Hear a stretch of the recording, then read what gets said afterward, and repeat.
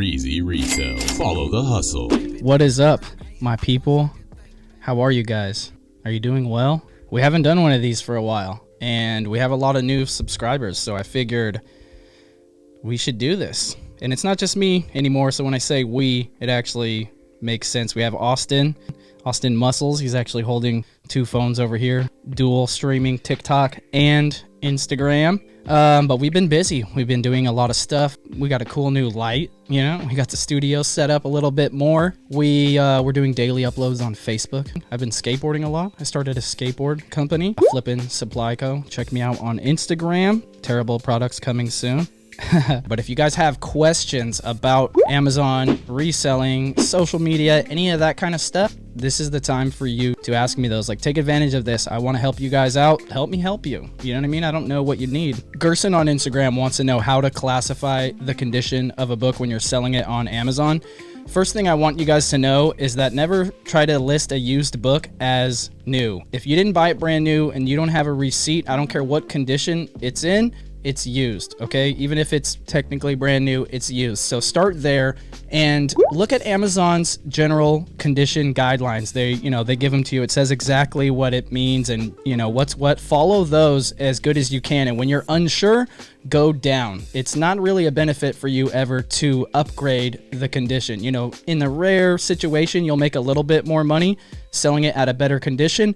But for the most part, unless it's acceptable, it's going to get the buy box anyways, and the customer is going to buy it, and it doesn't really matter. It's not worth your time, etc. So condition appropriately within the Amazon condition guidelines for books, and you can just go to Google and type book conditions, Amazon, book guidelines, condition, whatever, and it will come up, and then go look at it. There's actually a ton of free information and resources that Amazon themselves provide to sellers, and a lot of people don't know that. They just go straight to YouTube or to people like me, but like Amazon has forums, Amazon has guides, tutorials, all this stuff, and some of it's kind of useful, so definitely worth checking out. The question is, how long was I reselling on Amazon, eBay, whatever, before I started to teach people? The answer is over 10 years full time before I told anybody other than like my very closest friends. I told a few of my friends, and I also told them, you better not tell anybody. And I kept my lips sealed tight like I was James Bond 007, like my whole empire was gonna crumble if I shared it, until I found Crush It, read that book, learned who Gary Vee was, and then I was like, oh, this is how I'm going to get on social media, become a YouTuber, make all those selfish reasons that I actually started YouTube was going to be by giving out information for free. And I was like, well, if I don't do it, someone's going to do it anyways, so why not be me? Because I know I can do it in a way that's relatable, and I could reach, like a younger version of me, you know what I mean, or whatever. So that's how I went in with that. But that's a great question, because a lot of people get on social media or they start reselling, and there's two different scenarios. So they start reselling, and then within like 3 months, 6 months, a year, whatever, they're trying to teach people, sell a course, whatever. There's a difference between like being part of the community and learning and sharing what you learn in your journey and helping people, other than like trying to position yourself as a teacher, an educator, have informational products, all of that stuff. I think that stuff is whack as hell. Like, if you haven't been on social media for at least 2 years, I don't care how much money you're making, you shouldn't be, you know what I mean? If you haven't been providing value for like a year or two, solid value, I don't feel like you are in the right to sell anything. That's just me, you know what I mean? I gotta keep it real. Some of you don't. And then there's the other side of that one, like I was saying earlier. So some of you guys might disagree with that, but it's like, if you haven't been doing something for 10,000 hours, should you really be teaching people? I don't think so. So Cav1 Productions would like to know, is it hard to get approved to sell on Amazon's Hazardous goods program? And the answer is no, it's not hard at all. Apply if they're accepting applications. Last time I checked, they were, and there's literally just like a questionnaire. You go through multiple choices. If you get it wrong, you can just do over and do it again, or just press back and choose, the different one. I forget exactly how it is, but if you Google it, you'll probably find the answers and just, go through it and pick the answers. But you're supposed to watch the videos and understand and learn all that stuff. So you didn't hear that from me. All right. What are some good brands that you can sell FBA or on Amazon, because it doesn't matter, FBA or merchant fulfilled, that you're not gated for. So, off the top, I'm just going to say books. That's why books are, in my opinion, the best thing to get you going on the Amazon platform, because it's like the thrifting, the used equivalent of something you can pump and scale on Amazon. And for the most part, they're not restricted except for textbooks, certain brands like DC comic books or whatever. And for those you would just sell on eBay. But it's different for everybody what you can and can't sell, and it changes all the time. So for me to say, you could sell this brand, you might not, this person might be able to, it might change tomorrow, doesn't really make much sense. But you just have to scan everything when you're starting out to see if you can sell it or you can't. If you can't sell it, you could either look to see if you could sell it on eBay, or you could make a note to try and get approved to sell that. So say it's something like Lego, you come across it all the time, you've got to get approved to Lego so that you can sell those and you're not leaving all that profit behind. And let's say it's something like 70% off Lego, you should just buy that and store it to the side and wait till you get approved to sell Lego, because you're gonna, if you're determined, you know what I mean, if you're not faking the funk. The moral of the story is that you will just build your catalog of brands that you're able to sell as you go along. Eventually, you'll hit maximum approval, which is an internal term inside of Amazon. And that means that when you request approval to sell different brands, that you'll just automatically be approved and you won't need to submit invoices. And actually, that reminds me, some of you guys that are watching this might be so new, you might not understand that when you scan something with the Amazon seller app and it says you're not allowed to sell this, that you can click on that and request approval to sell it. And sometimes it just automatically approves you to sell it without requesting an invoice. Not so much so when you're a new seller, but once you hit that magic, threshold for maximum approval, it starts happening left and right. And what is it? I don't know. Is it a certain amount of dollars sold, a certain amount of volume? All I can say is that if you're a serious seller that is selling at a level that you could feed your family and quit your 9 to 5, you could probably do it in about 6 months, maybe a little bit less. I've seen it happen a bunch of times in 6 months or less where people get maximum approval. But what brand? That's not really going to help you so much. And if there was a killer brand and I said it right now on a live stream, it's not going to be killer anymore. Just learn how to find them for yourself and you'll be good. What is the best way to sell your eBay and Amazon account? I've heard a lot of different information about this. Some people say you can, some people say you can't. What's the deal? So you definitely can, but you also can't. So, and what I mean by that is that in the policy of a lot of these platforms, they say you can't sell your eBay account. You can't sell your Amazon account, right, to someone else. But of course you could sell your business, right? And if your business has an Amazon account, what happens to that Amazon account? That Amazon account is registered to the business, then the business is sold. So now the new owner of the business is operating that Amazon account as well as all of its other assets. And that's kind of how that works, right? So where do you sell it? I don't know exactly. I know there's a website, I believe, called Empire Flippers that deals with selling online businesses, but that is not my expertise, and I can't really give you too much advice on that, but I can tell you without a doubt, you can certainly sell your business, which owns an Amazon account, and transfer the control of it that way, even though you're not technically selling your Amazon account, if that makes sense, hopefully. Money, don't sleep. Ask, what's your next hurdle that's keeping you from getting to the next level? This is a great question. I'm very happy to unpack this. So I would say that for a while, I felt like I had a midlife crisis, and ultimately I just got super stressed out, realized that I just wanted to go skateboard more, something that I can do that just makes me really happy, pure joy. I don't think about stuff that's outside of money and business. And then I was like, oh, I want to skateboard more. I forgot I really love doing this a lot. I want to do it like 20 to 40 hours a week. And I was like, all right, well, I need to make a business around it. I got boys that are crushing it. No one's showing them no love. Like, let's do what I know how to do. You know what I mean? And let's do what I love doing. Like, use that to do what I love doing, which is skateboarding and helping people. You know what I mean? And so, not that I'm going to not do this or whatever, but that kind of, gave me that new clarity of that super deep self-fulfillment in my own journey and love and passion for that. So that gave me the clarity, midlife crisis over, found the solution, and now I'm moving towards, pumping and getting Reezy channel and everything going good, and then also starting the skate company. It's just bringing in the right people to help me. I have the money to pay the people, but I can't bring in anybody. They got to be the right people that I enjoy working with, that, see my vision and want to work not with me, not just for money, but for, the mission and values of the company Reezy Media, of what we're doing, which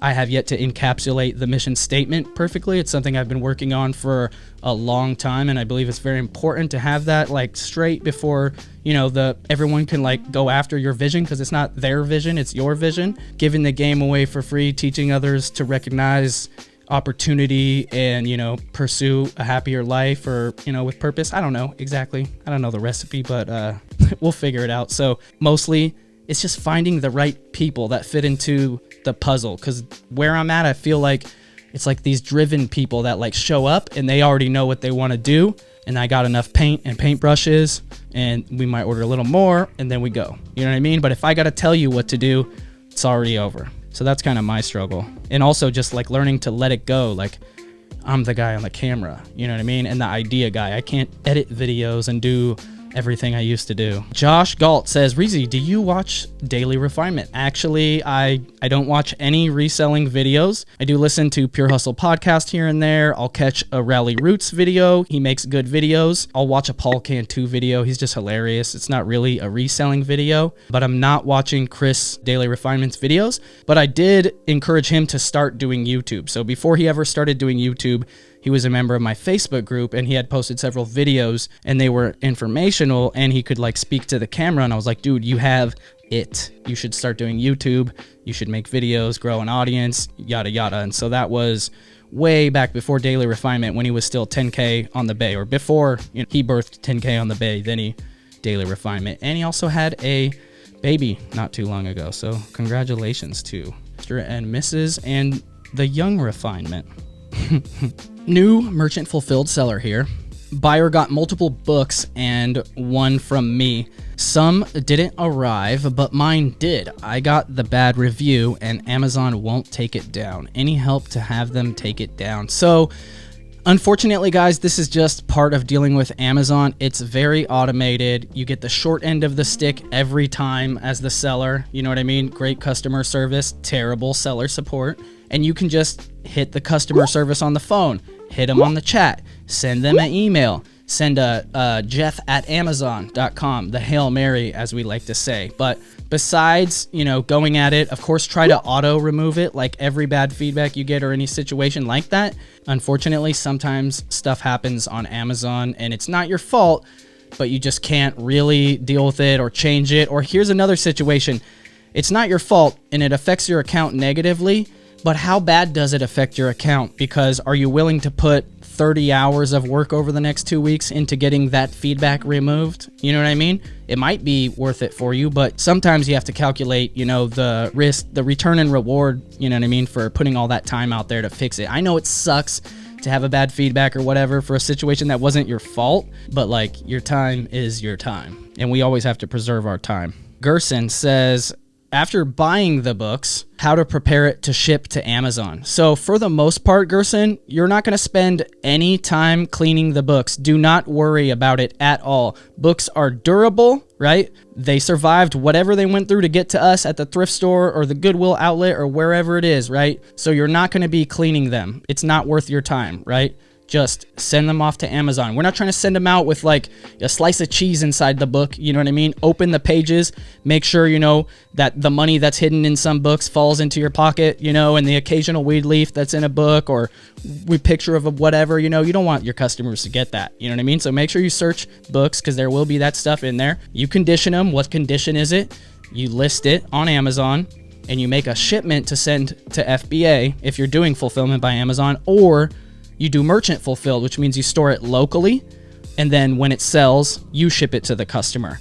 So there's two ways you can do Amazon, and you could actually do both at the same time for some items and the other way, right? So basically, you need to list that book and get it on the marketplace so people can buy it, right? And you need to price it accordingly so that you can get the buy box so that it will actually get purchased, because 90+% of all sales on Amazon occur in the buy box. Do I need to start a LLC? Is it recommended, and or what are the benefits? You do not need an LLC to open a business in America or to sell on Amazon, or I think most any platforms. You could use your social security number and be a sole proprietor in the United States at least. And then you can use your social security number to register with your state and with the federal government and get all the proper numbers and stuff that you need. But operating as a business or as a sole proprietor and not having that, business name, you're going to have to also get a DBA, doing business as. That way you can now cash checks as, for me, example, for Reezy Media or whatever, because you don't want to have just like your personal name on your invoice when you're trying to land accounts with suppliers and stuff like that. It's not necessary, but it can help you look a lot more official, and it does offer some legal protection, limited liability. I've heard it's not as airtight as people say it is, but the thought process or the way it works in theory is that if your business tanks and your business owes, you go bankrupt and you owe $20,000 to Amazon, they can't go after the $20,000 that you have in your personal bank or in your, equity in your home or whatever that is. But like I said, it's not airtight. So, don't take that to the bank. The question is, how do you use sales rank to make purchasing decisions on Amazon? Sales rank is a beautiful thing, and you guys need to understand that it is dynamic. It is not static. All right. And so before I go into it, some of you might not know what sales rank is. Sales rank is a number that Amazon gives to every product detail page on its catalog, whether it's books or shoes or shirts or men's clothing or whatever. There's even subcategories. Everything that sells in that category is ranked and given a number. So the best selling item is ranked number 1. The best selling book is, probably whatever book came out today published by a famous person. Harry Potter's up there. It ain't the top dog anymore, but it's like the easiest reference for me to say. But what I want you to know is that the rank changes. So here's the sales rank. Let's just say it's 10,000. When the book doesn't sell, it starts getting higher over time. It gets higher and higher, 10,000, 20,000, 30,000. And then someone buys a copy, bam, it drops down. Do you know what I mean? Back to like 5,000, and then it starts going up again. So devoid of purchasing volume, like no purchases at all, the rank continues to climb. When it gets a purchase, it slams down and drops down, and then it goes back up, right? So things that don't sell very often, like books, are actually very high beta. It's a stock term. It means they don't sell a lot. You'll look at it for 30 days and you'll see 10 spikes. That legitimately means that book sold 10 copies, most likely. It could be more if someone bought 2 at one time, but it's most likely 10. Something like a toothpaste or a deodorant, when you look at like one day and there's so many spikes you can't even see within 1 hour, it's just too dense. That represents a lot more than one item being purchased. And items that have much lower ranks due to higher volume purchasing, it takes much more to move the rank. But a book, for example, that hasn't sold for 2 or 3 years, that has a rank of like 4 or 5 million, 6 million, whatever, if I go and buy a copy tomorrow, it'll have a rank of like 250,000, and it will start going back up from there. So that's kind of how the rank system works. And if you understand that, you know why you can't use hard limits on ranks, because you're not going to buy this book today, right? Because it's 1.4 million, but then it sells tomorrow, and then the next day it's 600,000, and now you would buy it because it's under 1 million rank. It's the same book, it's the same money, it sells the same amount of frequency. Do you see what I'm saying? So understand how that works. Get a subscription to Keepa. It's like $18 a month. If you want to be a reseller on Amazon, you absolutely have to have a subscription to Keepa, because that's the only way that you can really see any kind of indication of sales velocity on the Amazon platform. That's the comps for Amazon. You see how frequently it sells, and then you see what the buy box prices were when the sales occurred, and you assume that was the sales price. Can you recommend some specific BOLO list groups besides your own, as it is always full? Unfortunately, I cannot. For the most part, unaware of most of them. Some of them are like kind of, I would say, you might think they're my competitors. I don't personally consider any other reseller educator my competitor, but I do, I really value the way I do things and the authentic way that I do stuff, and always erring on the side of over delivering and not charging too much or not charging anything at all. And so I'm hyper conscious of like recommending someone else, and then, my audience flows over there. And not that I don't get to milk that sheep, whatever, that they might, get mistreated or get a bad taste in their mouth or learn something that's, not quite appropriate, that I wouldn't be teaching. You know what I mean? Because a lot of these groups are super, super crazy. And also, my group is not really, a BOLO group. Yeah, we put a lists out every day and people share BOLOs, but it's much more of like a community. We meet 2 times a week on Zoom, talk about our successes, our losses, our problems, our strategies, any issues we're having, etc. Learn how to use Keepa and tactical arbitrage. You'll be good. You'll be so good. Get a VA, train your VA to run tactical arbitrage searches for you while you're asleep. Wake up in the morning and you have a big list of TA products to go through and review. So now you don't have to search. You just wake up, have your coffee, eat your eggs, and then you hit your list and you go through it and find the good ones. You know what I mean? And when you're done buying everything on the list that's like 40% profit or more that you like, take that list of things that are like, 20 to 40% profit and then sell that BOLO list to someone else, to 10 other people. That is how a BOLO list works, guys. Everybody that runs a BOLO list service is keeping all of the good for themselves because it's not available in extremely large quantities, and then they're selling the scraps out as the BOLO list. Not that they're not profitable or good. Like I definitely love me a BOLO list, because when you don't have time to go out and find it all yourself, $100 a month, I'm not going to make that much. You're crazy. There's going to be one thing, one time a month that I'm going to make way more than that on, right? That's how every list should work. There should always be at least one thing, one time a month that one flip made you all your money back. I'm sorry I can't really recommend any, but when you find them, talk to people who are in that group already and ask them, what they think, what their experience is. If you can especially find someone who was in it and isn't in it anymore and get their opinion, that's solid, because a lot of these groups have affiliate things to where like it's $100 a month, but if I recommend you to get in and you use my link, I make $50 a month, and that's serious income. And so you can't really trust their opinion, you know what I mean? Like they might not need the group or be in it at all, but they got 12 people that they affiliated into the group, so they got to have a presence and still say it's good, you know what I mean? That's $600 a month for them. So what's hot to resell right now? I would never tell you. You're on the wrong channel. I don't do that. I don't spoon feed people.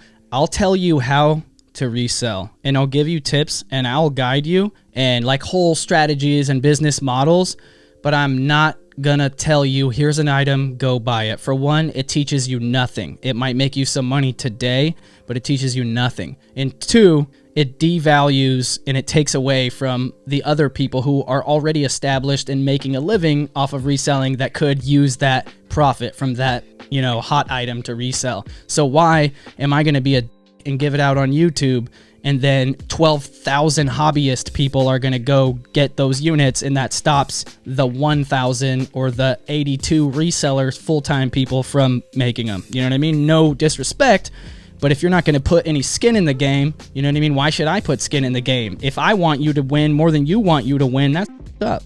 At least that's how I feel. Am I wrong or am I right?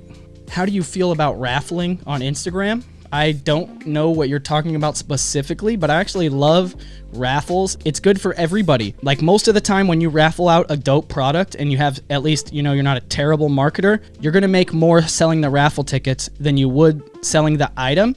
And as a customer myself, I'm happy to put $2 in, 4 times to try to win a $500 thing or whatever it is. Like that's sick. It's fun. It's gambling. I mean, profitable. It's kind of like people selling, breaking card slots and stuff. Very, very similar. So Vinny says, Reezy, have you considered monopolizing a textbook on Amazon? And yes, I have, and I've done it many times. You're not going to control it entirely, but if you have 100 copies of a certain textbook or 300 copies, I would say that's kind of in the control realm. But definitely be aware of the fact, guys, that you can control the marketplace with books, right? And textbooks especially. So just because textbooks are more expensive, they go for higher, etc., so the margin is bigger. But let's think of it like this. If there's a textbook and it's popular, and the new copy is, $190, right? And the lowest use is like 30 or 20 or whatever.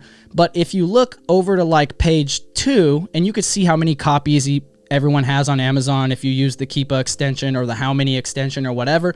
And you could see that like if you buy 50 or 100 copies, or a lot less than that usually, you know what I mean? You can take the price from 20 or 30 up to like 80.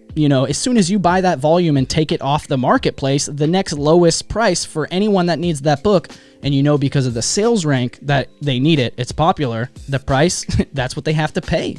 And so now you could sell all of those books for whatever the low price is, $70. And you just got them all for 25 on average, or 35 or 50 or whatever. You take it up even more, you know? So you can definitely do that, but it's very expensive.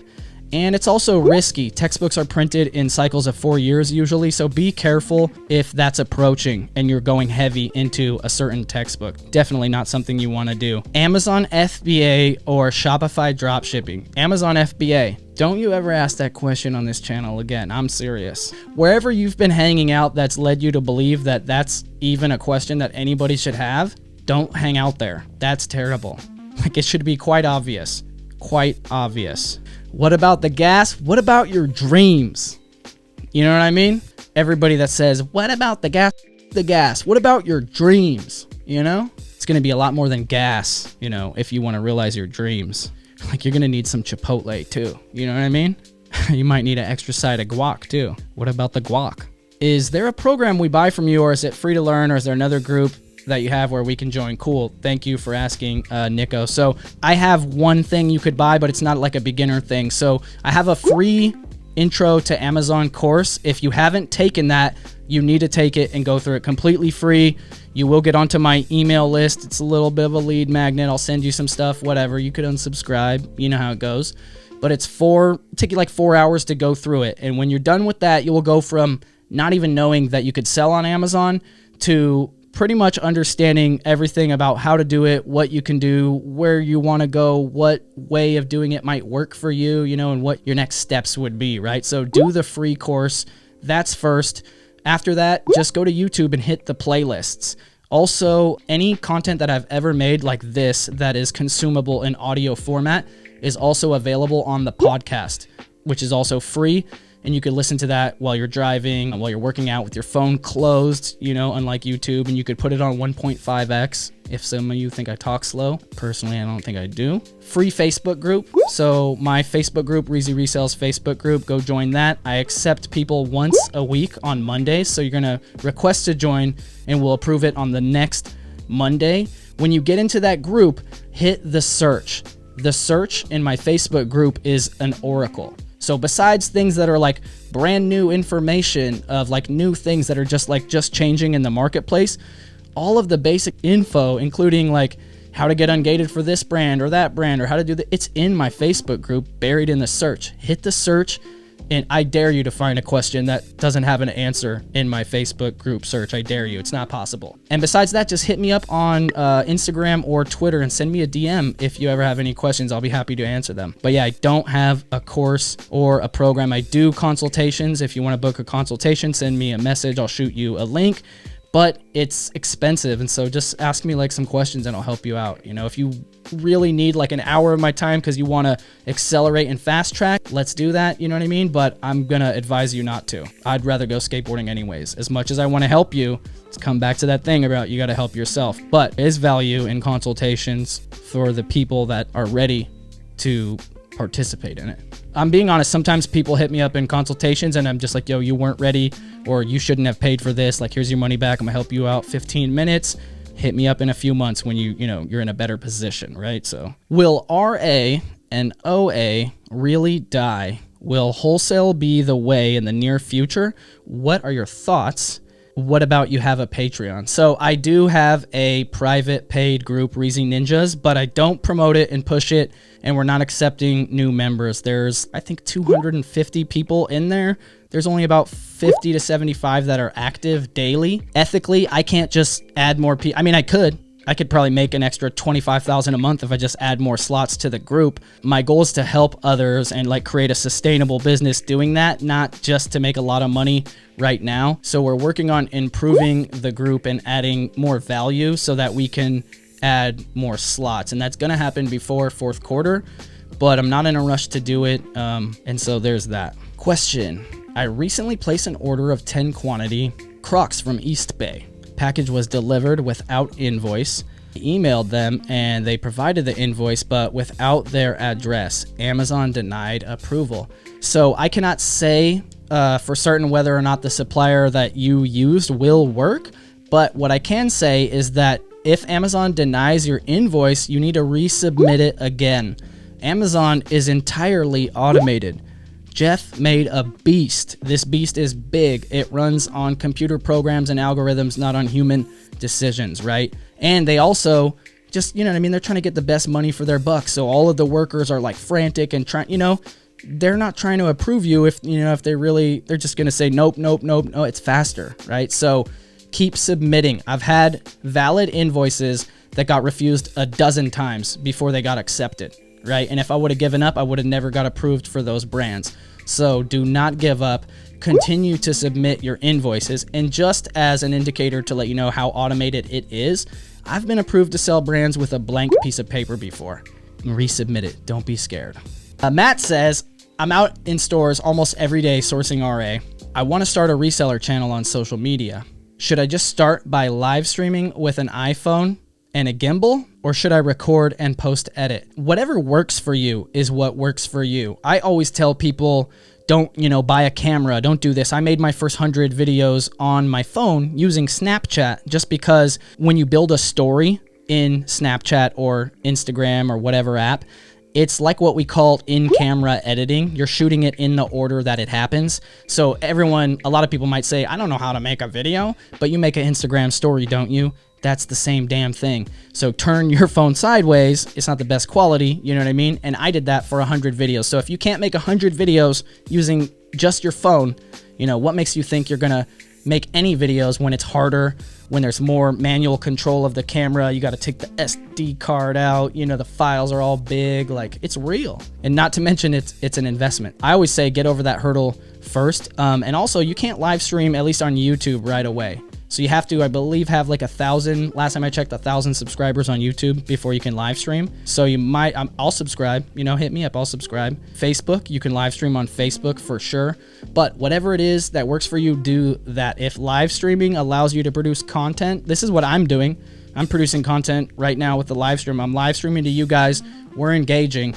I'm recording this like freaking the Wachowski brothers right now with a multi-angle.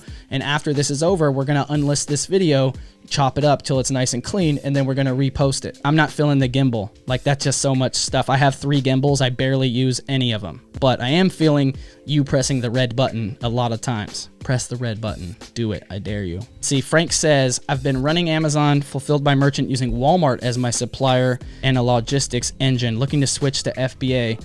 Open to suggestions for videos of yours to study. What particularly are you struggling with, Frank, that you want to know about? Go to my channel, check out the playlists, and go through there. Maybe sort them by the views and check some of those videos out, but oftentimes the videos that do really well on YouTube are not the most informational. They're like the most entertaining, you know, the ones that have like almost no boring in them. You know what I mean? And that's a struggle for me to make them entertaining, educational, and not boring, right? But some of the most educational videos on my channel probably don't have the most views and are probably quite boring. But if you could listen to them on YouTube, if you have a YouTube subscription or whatever, turn the speed up, whatever, listen to it on the podcast, that would be my advice to you. Those videos on my channel that were recorded live and are very long and it's just me talking like this, chocked full of information. Because the questions you have that you ask me are the same questions that you have, that you ask me, or that you're waiting to ask me. So when you ask me a question, you also get value. You see how I did that? This is first person perspective, multiple yous. It's live, but there's multiple yous. You know what I mean? You right there. Hi. How do you scout out what to get from a store before you hit the store like Walmart? Brainlessly going around the stores is not the way to go. Yes, it's definitely not the way to go. It works, scanning everything, prioritizing the clearance section, whatever, but you're going to want to understand what BrickSeek is, right? And you're going to want to extreme membership to BrickSeek. Can't explain it all to you guys in this video, but it helps you find the items that are discounted or are about to be discounted in stores near you. So you can oftentimes find those items and they'll ring up with the discounted price, but the store has yet, Target or Walmart hasn't got there yet to mark it down to clearance. And so it will either ring up as clearance, say 70% off Legos that look like full price, or you'll take it to customer service and say, hey, I think these are clearance. And they'll go, oh yeah, they've been slated to be marked down. Let me mark those down for you. And now you got that, right? So BrickSeek is a huge tool in your arsenal to help you going around doing retail arbitrage to, target items that are popular or, deeply discounted for reselling for profit. But also tactical arbitrage is a huge tool. And so usually it's an online arbitrage tool, right? But follow me here. Do a tactical arbitrage search for Target or for Walmart and tell it to only show the out of stock items. So whatever your parameters are with rank and minimum profit per item, do that, but tell it to only show stuff that's out of stock on walmart.com and target.com. And so if they're out of stock and they're profitable and, popular, now you have a hit list and you can take that hit list with you to go in stores and look for them because you can't find them online and they're profitable, they're out of stock. That means the rest of the stock is sitting on the shelves. And by making that list, you now have, a little mappy. Map time. Does anybody remember Dora? Does that date me? Not like I was watching Dora. My kids were watching Dora. Someone says BrickSeek's horrible for Walmart. It's not perfect, but it's a lot better than going in blind. It's a lot more accurate for other stores. It has recently become a lot less accurate for Walmart, but definitely a huge tool to use. Matt says, am I the only one who can walk in any Walmart, Target in America and walk out with 2 full carts of profitable items every damn time? Well, that's definitely not true, Matt, because you're not in every Target and Walmart in America, and you could go to mine and definitely not walk out with 2 carts. Not my Walmart, because I don't have a Walmart. A lot of you guys might be shocked to know that I have to drive like 40 minutes to get to a Walmart. We don't have a Walmart in my town. We have one legit Target and then one like regional Target. They never have anything because I live in a tourist town by the beach on the coast of California, so kind of get screwed a little bit on that one. And also, guys, a big thing about being a reseller, especially if you're doing a lot of retail arbitrage, pay attention, is relationships. Say it with me, relationships. Okay, you're not just going in to pillage and make money. We're pillaging and we're making money, but we're also making relationships. We're meeting employees or team members. We're shaking hands. We're kissing we're not kissing babies, but you know what I mean, right? We are possibly greasing some palms, throwing out some gift cards, maybe ordering some pizza for the break room on our way out, DoorDash some food, whatever. At the very least, we're smiling and saying thank you and letting them know that we're very grateful, and that might be enough. And you will start getting text messages. Hey, Reezy, we're putting the 70% off Lego out. You should come in. The new shipment of toys came in. You should come in tomorrow morning. I was going to put it out at noon. You can come in the back and look at it. Do you know what I mean? You're never going to get these special privileges if you don't develop those strong relationships. You know what I mean? If you don't know that, you're just going to keep showing up and you're like, this store sucks. They never have anything. They have it. It's just in the back and they're waiting for me to get there. Understand the value of relationships in this business. Someone asked, do I recommend Walmart Marketplace? Yes. A lot of people in my group are making a lot of money selling on the Walmart Marketplace. You should look into it. It might change your life alone. Just sign up, go sell on Walmart. I guarantee whatever you're selling, there's less people selling it on Walmart. There's also less people buying than on Amazon, but the ratio is more in the seller's favor on Walmart than it is on Amazon. Their platform is terrible. It's weird, but it's a good opportunity. I'd be lying if I said otherwise, and I don't lie. So I'm a fan of the truth. Better to do seller fulfillment or Amazon fulfillment? Better is subjective. There's pros and cons. I can't go into all of them right here. FBA is usually going to cost you more money, but it's going to be a lot less work. You don't have to ship the products out. You're not storing them at your house. Maybe you don't have space. Maybe you can charge a little bit more if it's FBA, and not worry about what the price is going to be tomorrow, capture today's price, and then ship it out to your customer right away. Maybe it's Halloween costumes and Halloween's in 15 days, so you can't afford to send them to FBA, all right? Generally, I think most people are going to have a hybrid business model, at least until they start specializing, let's say, in like wholesale or a private label. But if you're a reseller and you're starting with used, yard sales, garage sales, books, whatever, you know what I mean? You probably have a hybrid business model and you're doing both. Can you suggest a fulfillment center? I will try and put a link on my other video. If I remember, send me a DM on Instagram if I forget.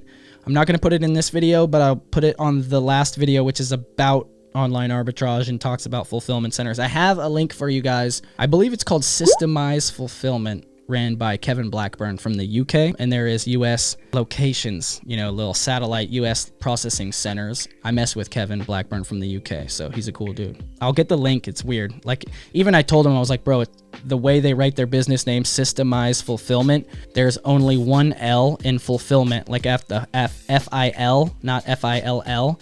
And then Systemize is M-I-S-E. And I was like, bro, they're going to think this is a scam. Like, both of these words we spell differently in America. We got to modify this. Is it easier to get ungated in toys and games or health and beauty? It's not too hard to get ungated in either, but you can go a lot of places and get toys and order toys. You can go to EE Distribution right now, set up an account, and order toys from them. So like I just told you, a supplier that will get you ungated for toys, so that's probably going to be easier, right? I would just do that one. How much money do you need to start Amazon FBA? Zero.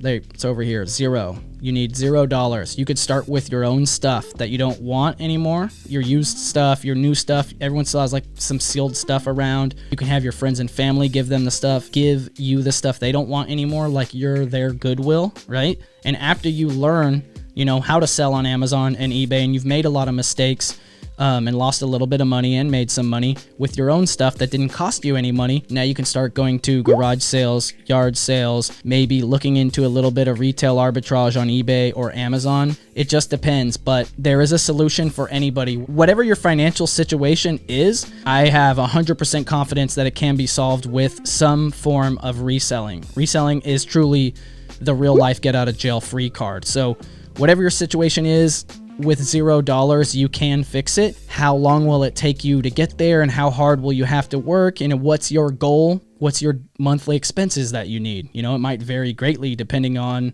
where you live in America, right? So I can't give you the perfect answer, but I know that it will work for you, regardless of whatever it is. So what I would tell you though, is that if you want to quit your job anytime in like the next 6 months and you have like $5,000 or less, you're definitely selling used stuff, and you need to start doing high volume. That means you're listing at least 10 things every day or more consistently, right? And your average profit and your sell-through rate and everything just works out to fit, your monthly needs for income. What do you need? Nothing. You just need to want it. Reezy, can I get ungated in your friendship? Can you 360 flip? We've gotta know. Do you know if resellers are required to get a sales permit? I think that depends on your state regulations. Technically, I don't think that this constitutes selling products in your state, which is I think what constitutes you needing to be registered with a seller's permit, but you definitely should be paying sales tax. You're like, whatever your income tax, all that stuff. We love you, Mr. Johnny Law, Uncle Sam. You're my favorite uncle. Don't try to get away from that. You need the reseller certificate or the reseller permit, whatever it's called in different states, to get your sales tax exemption, to prove to the different suppliers that you're buying things from that you're a real business, you know what I mean? And that you're going to sell stuff to your customers who you're going to charge sales tax. And then they fill out a form with your government information, and then they approve you, and now you don't have to pay sales tax there and then charge your customers and give away sales tax for free. You don't need it, but if you want to not pay sales tax, you know what I mean? You should definitely get it. Definitely. And there might be different laws in your state or even county about like what you're allowed to do as a business, even online or offline, with or without that permit. I don't know. It kind of is like a tax question where I'm like, ask your CPA. Here, Matt says, how long did you sell on Amazon before you realized you need general liability insurance? I don't think 95% of RA sellers realize it. That is a great one, and thank you for bringing that up, Matt. At least 10 years. I sold for over 10 years on Amazon without having general liability insurance. I'm sorry, Jeff. I didn't know I couldn't do that. Hopefully you forgive me, but shout out to Ashlyn Haddon, who should be giving me a kickback. So if you go over to Ashlyn Haddon and you sign up for general liability insurance through Ashlyn Haddon, tell her your boy Reezy sent you, and maybe, she'll send me like a case of White Claws or something. That'd be pretty cool. But because if you sell something, for example, and God forbid a child chokes on it and dies, you are liable. That customer will try to go after Amazon, and Amazon will turn it all on you. They don't give a about you. Amazon does not care about you at all. Don't forget, they're the devil. It's a great opportunity to make a lot of money, but they don't have a soul. You know what I mean? There's no soul inside of Jeff Bezos' body at all, right? So don't count on it. Get your general liability insurance so that if something does happen, you're okay. And it's actually way cheaper than you would think. You think it's going to be a lot? It's not. It's like $500 for a year, $300 for a year, maybe even less if you have a smaller space and less inventory on hand, right? So definitely get it. Maybe go to Ashlyn Haddon. Definitely tell her that I sent you. Appreciate you. Reezy, do you have a list of all of the important apps and or tools that help you with sourcing and everything else? I don't have like a one list of everything. Is that something that you would like? I could do that. That could be like a blog article or a fairly long video because there's so many different tools. If you're new to this Amazon, you're about to realize that there is a lot of people trying to make money off you. There's a lot of people trying to sell you courses. There's a lot of people trying to sell you software.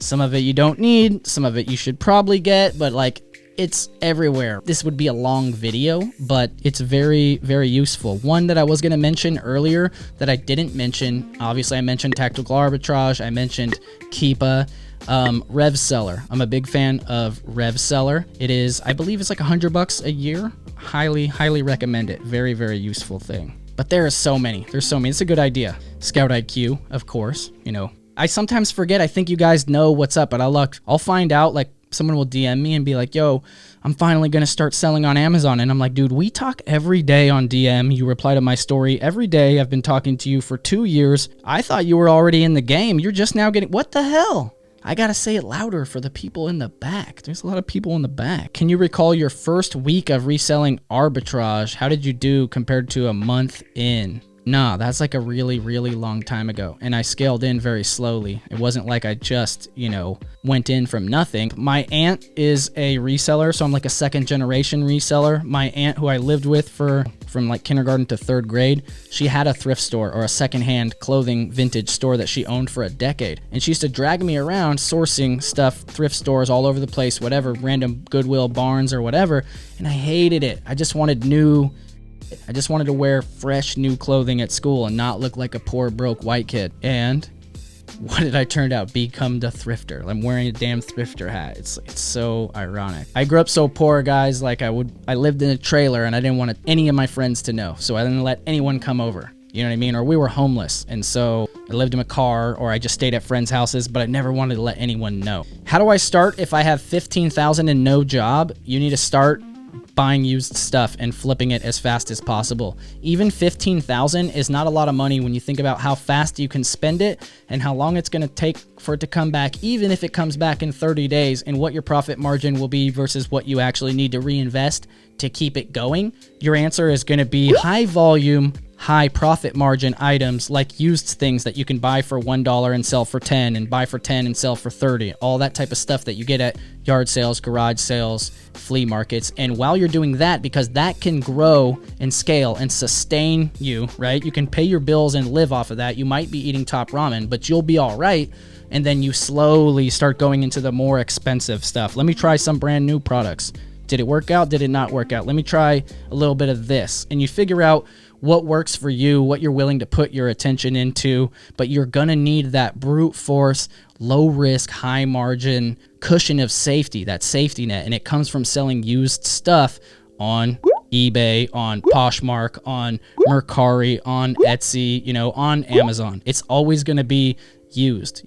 Very few people get into reselling and go straight into selling all new stuff, retail arbitrage, unless they have an immense amount of money. I'm talking like $50,000 or more. You're not going to quit your job doing retail arbitrage in 3 months, and you'll still be lucky to do it in 6 months with 50 grand and it's probably going to be only you and not paying anyone to help you because you have your inventory rich. It's a cycle. You need to grow the snowball. Just ask anybody who is full-time Amazon and making good money and is not like selling used stuff, right? Ask them how they got started and where they came from. They either had a load of money or they had a really good job and good money and they were well off and they slowly scaled into that over time. And then after 3 years, when it finally made enough money to support them and their family after putting in $130,000 over those 3 years, they were able to quit their job and do that. But it's not like they just hit the switch. You know what I mean? No one hits the switch. You got to come through the valleys of the shadow of death. You got to. Danielle says, hi, I just got a return from Amazon for a Nike shoe. It went to stranded inventory because he returned the shoe heavily used. How do I get around this, or any tips? So recall the shoe back to you, and then you take photographs when you get it and you submit that to Amazon and you make a claim, and you'll get a reimbursement for customer damaged inventory. But you have to submit it, or else you're not going to get it, right? Because if it just says stranded and there's no other reason, if it doesn't say stranded customer damaged, if it says stranded customer damaged, that means they deemed it as customer damaged, and whenever, 30, 60 days comes, it will roll off and they're supposed to issue a credit. You should stay on top of it and make sure you get that credit. That's what services like Refunds Manager are useful for. Make sure you get that. There's a lot of malicious stuff that goes on with customers. Shoes are huge. Like, people buy 2 sizes at once, wear one for 2 days, go on a run, realize they didn't like it was too tight, then keep the other one and return the other one all muddy. Maybe think about that, guys. If you're an Amazon customer and you buy a lot and you return a lot, maybe think about the person on the other end of the return once in a while. If it's not Amazon, if it's a regular seller like me and you know what I mean? Jonathan H says, I've heard of people getting sued for accidentally selling counterfeit books. Should new sellers be concerned about that? Yes, you should be very, very concerned when selling books, specifically textbooks, because there is a large problem with counterfeit textbooks, and there is a currently active coalition of textbook publishers working with law firms, working with Amazon to combat this counterfeit problem of books. Now, is there a conspiracy out there that says it's just to shut down the used book game? Sure, I'm pretty sure they're doing that too. But yes, you can get sued. I haven't actually heard of anyone getting in like solid legal trouble or having to actually pay up or get a lawyer or go to court. I've heard lots of people who have been a victim of the scare tactics, myself included, and of course I'll no longer sell not just that ASIN, but also, any other books that publisher makes. But there's not really a way to get around it except for just, if you're allowed to sell it and you think it might be counterfeit, maybe don't sell it. Maybe go on eBay and try to find another copy with pictures that you can look at and see if it's the same. But if you only have one copy of a book, it's very, very hard to tell if it's counterfeit. There's some guides that you can go online and look at and help you to see if it might be counterfeit, but it's very subjective, especially if you're a beginner. So I always tell people, for example, that do online arbitrage of textbooks, that you need more than one copy of a book. Like, if it's profitable, I almost don't want to buy it if there's only one copy, unless it's from a seller I know and trust that I've purchased from before, because I can't tell. I have no point of reference. You know what I mean? But if I have 2 copies from 2 different people, you know what I mean? Now we're in business. The more copies, the merrier, but it's very, very hard to tell. There's certain things like blurry barcodes or smaller cover images with borders around them, or, the page colors look weird. It's definitely a real thing that needs to be addressed and should be dealt with accordingly. Just know that if you think it might be counterfeit, check it out. I don't care if you make $400 selling it. It's not worth risking your Amazon account for $400, because your Amazon account could make you $400,000 a year. So it's not worth risking it. Too many wrist steps to count. Move on. Yep. Many wrist slaps. So when you get them, though, make sure you deal with them. Don't just I've seen people say, oh, when you get this copyright infringement or this, just ignore it, it'll go away. No, don't ignore it. Always appeal. Always, we're sorry, be professional. We didn't know, we couldn't do that. Don't say it like that, but whatever. And, we'll no longer carry this brand. We'll no longer buy or sell this brand. Our team, has been informed, blah, blah, blah, blah. You're good. And then it gets handled, and you also close and delete all of the offending listings, not just for the one that you got hit for, but for any ASIN that brand makes. It's going to happen, trust me. And by closing them, you don't protect yourself from future inquiries, but once you get in trouble, you have to close it, because not closing it keeps sending this signal to Amazon that your account is potentially going to sell that item, and you could get a call from a Seattle number. That's Amazon, and you might poop your pants. You don't want to get that phone call. I thank you guys so much for spending this time with me. If there's any questions that I didn't answer, please put them in the comment section down below, and I'll do my best to answer them down there, as well as maybe make videos about them, put topics in there, whatever you want. I appreciate you. Like the video, and I'll see you on the next one. And remember, guys, if you ain't flipping, you slipping. Peace.